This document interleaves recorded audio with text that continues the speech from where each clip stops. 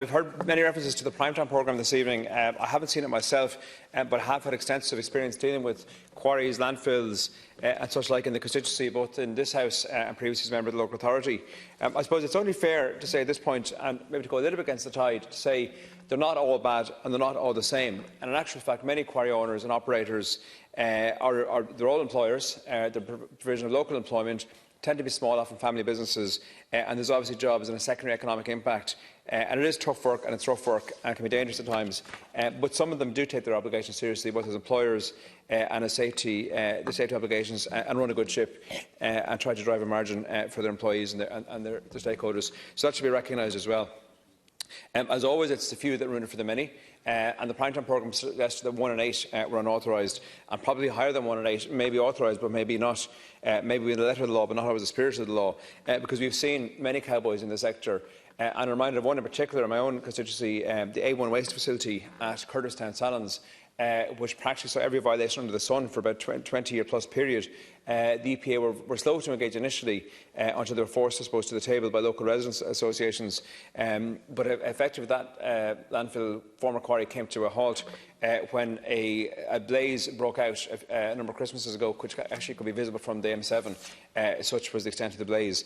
And I suppose it drew national attention, and the EPA and Kildare County Council did act in the end to address that situation.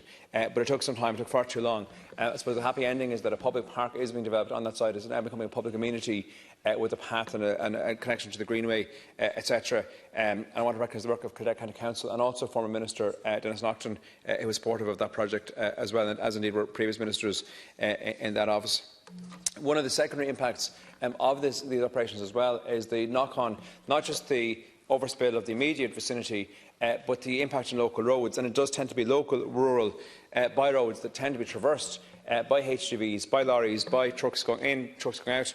It's often debated whether the trucks laden in one direction, maybe sometimes the empty trucks rattle even more than the ones that went past on the other side. But either way, they're not suitable for local rural roads.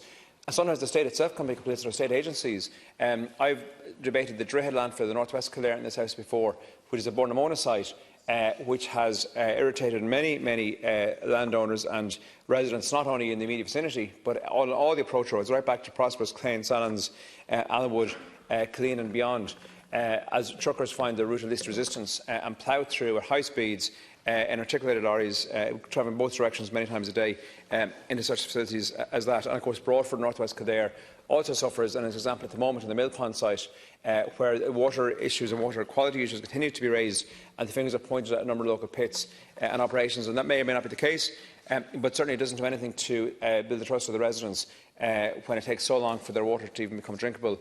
We had the whole news media sending when we had boil notice for wider Dublin. But the residents of Broadford are going on 2 or 3 years now without being able to drink the water.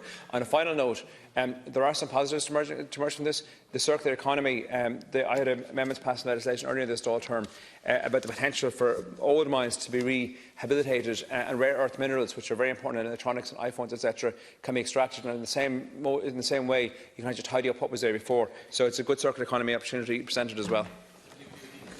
Thanks, Cahill. Well, I want to thank everybody who spoke on the